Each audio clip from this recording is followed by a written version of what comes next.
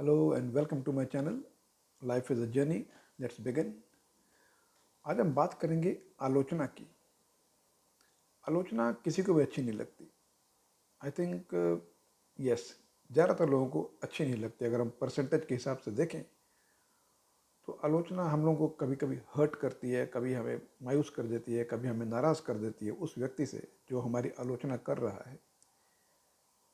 लेकिन अगर ये जो आलोचना है वो रचनात्मक हो, कंस्ट्रक्टिव क्रिटिसिज्म हो, तो क्या तब भी हमें नाराज़ होना चाहिए? कंस्ट्रक्टिव क्रिटिसिज्म और डिस्ट्रक्टिव क्रिटिसिज्म में बड़ा अंतर है। जो डिस्ट्रक्टिव क्रिटिसिज्म होती है ये एक तरह से हमें तोड़ देती है, बहुत मायूस करती है, नाराज़ कर सकती है। लेकिन जो कंस्ट्रक्टिव क्रिटिसिज्म है, रचनात्मक आलोचना है, इसके फ़ायदे हैं। अगर हम ध्यान से देखें तो आज हम इसके कुछ फ़ायदों पर बात करेंगे। अगर कोई आदमी कंस्ट्रक्टिवली हमें क्रिटिसाइज़ कर रहा है, कंस्ट्रक्टिव क्रिटिसिज्म कर रहा है हमारी, तो हम उससे कुछ फ़ायदे उठा सकते हैं। तो आज हम उसके कुछ लाभ, कुछ उसकी बेनिफिट्स के बारे में बात करते हैं। पहला बेनिफिट ये हो सकता है कि व्यक्तिगत विकास, सेल्फ डेवलपमेंट। जो कंस्ट्रक्टिव क्रिटिसिज्म है, इससे जिसकी क्रिटिसिज्म हो रही है, जिसे क्रिटिसाइज़ किया जा रहा है, उसे अपनी कमज़ोरियों को पहचानने का मौका मिलता है और उन कमज़ोरियों पर काम करने का मौका मिलता है, to find tune the grey areas. ये आत्म सुधार के लिए बहुत ज़रूरी है।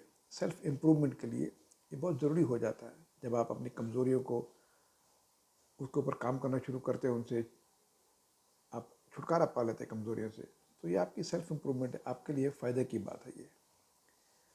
और जब ये होता है तो अगला पॉइंट आएगा, आप अपनी बेटर परफॉर्मेंस दे सकते हैं, आपका प्रदर्शन बेहतर हो सकता है। जब कोई आपको आपकी कमज़ोरियों के बारे में कंस्ट्रक्टिवली बताए, एक पॉजिटिव अप्रोच लेकर बताए और एक क्रिएटिव तरीके से बताए,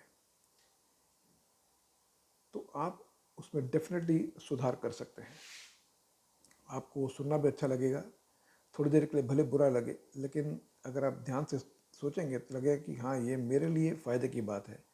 अगर ये इंसान इतनी कंस्ट्रक्टिवली मुझे बता रहा है, so definitely I am going to benefit from it. फिर आप उसे गंभीरता से लेने लगते हैं और आप उसके ऊपर काम करना शुरू करते हैं, अमल करना शुरू करते हैं। इससे फ़ायदा आपको ही होता है, आपके काम का प्रदर्शन बेहतर होता चले जाता है। It improves your own performance. अगला पॉइंट जो है, ये आपको सीखने का मौका देता है। It gives you an opportunity to learn.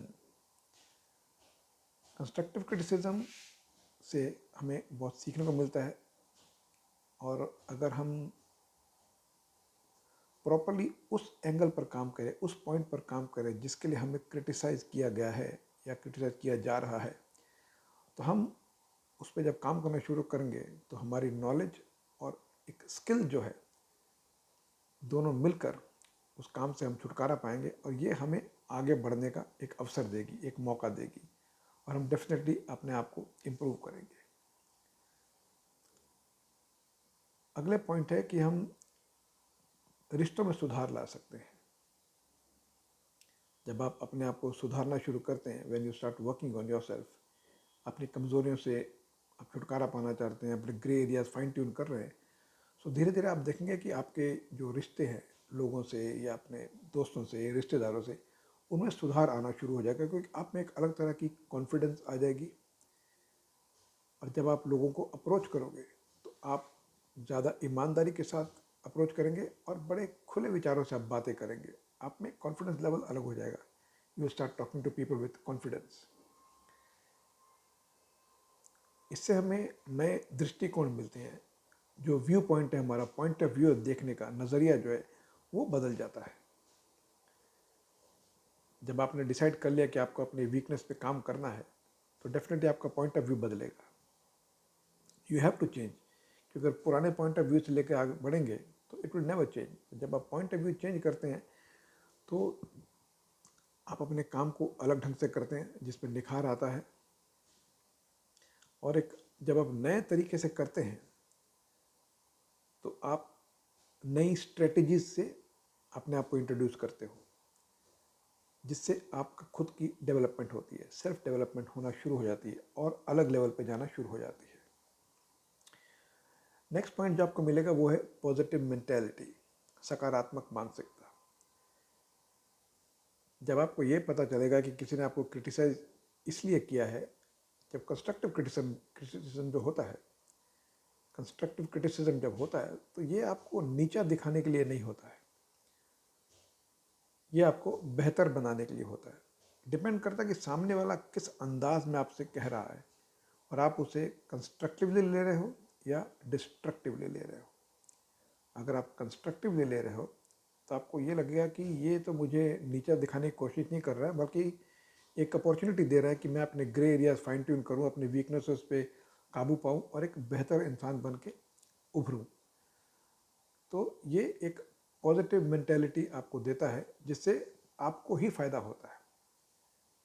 Criticise करने वाला तो क्रिटिसाइज करके चला गया, but how you take it and how you react to it, ये आपके ऊपर डिपेंड करता है। अगर आप पॉजिटिवली लेते हो, उस पर काम करते हो, इम्प्रूवमेंट दिखाते हो, तो आपका ही भला है इसमें है।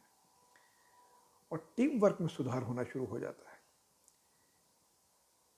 कई बार होता है कि हम एक टीम में हैं, 4-5 लोगों की एक टीम है, ग्रुप डिस्कशन है या ग्रुप में मिलकर काम कर रहे हैं और कोई आपको बार बार टोक रहा है कि तुम्हारा कंट्रीब्यूशन ये अच्छा नहीं है, फलाना नहीं है, ढमकाना नहीं है, इसमें ये नहीं होना चाहिए, वो नहीं होना चाहिए, तो नाराज़ होने की ज़रूरत नहीं है, बिकॉज इट्स टीम वर्क।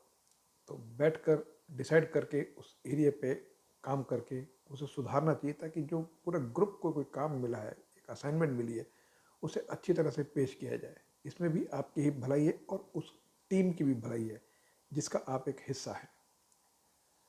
और जब आप इन सब कंबाइन करेंगे तो आप देखेंगे कि आपका सेल्फ कॉन्फिडेंस बहुत इंक्रीज हो गया है, आपके आत्मविश्वास में वृद्धि होगी। तो आपको ये लगेगा कि जो कंस्ट्रक्टिव क्रिटिसिज्म की गई थी, जो क्रिएटिव क्रिटिसिज्म की गई थी, जब उसे आपने स्वीकार किया उस क्रिटिसिज्म को, और उसी की वजह से आप में ये सारी इम्प्रूवमेंट आई है, इससे आपका आत्मविश्वास बढ़ता है और आप खुद फील करेंगे कि मैं जहाँ पहले था अब मैं एक बेहतर इंसान हूँ, मेरा लेवल थोड़ा बढ़ चुका है, क्योंकि आप अपनी कमज़ोरी पर पूरी तरह से काबू पा चुके हैं। सो ये थी मेरी पेशकश on benefits of constructive criticism. मुझे उम्मीद है आपको ये वीडियो पसंद आया होगा। अगर आपको पसंद आया तो आप प्लीज़ इसे लाइक करें, और अगर आपको मेरा चैनल सब्सक्राइब नहीं किया है और ये वीडियो पसंद आया तो please subscribe to my channel, ताकि जब मैं अगला वीडियो पोस्ट करूं तो आपको इसकी खबर मिल जाए। मैं कोशिश करूंगा कि अपना अगला वीडियो अगले सप्ताह फिर डालूं। तब तक के लिए मैं आपसे इजाज़त चाहता हूं। Thank you very much for watching this video and have a great day.